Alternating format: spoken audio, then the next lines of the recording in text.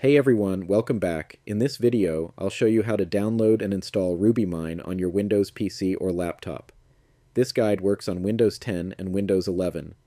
If you're a Ruby developer, RubyMine is one of the best IDEs for Ruby and Ruby on Rails. Built by JetBrains, it offers smart code completion, powerful debugging tools, and excellent framework support. Let's get started. First, open any web browser. I'm using Chrome, but Brave, Edge, or Firefox will work just fine.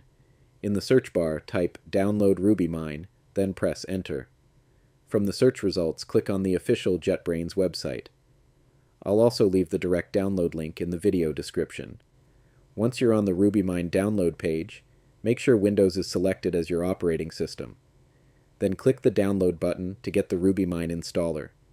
Save the installer file to your PC. The download time may vary depending on your internet speed. When the download finishes, open your Downloads folder and double-click the RubyMine installer file.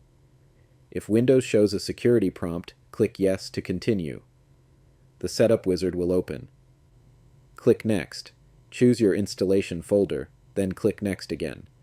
Follow the on-screen instructions, select your preferred installation options, and click Next. Finally, click Install.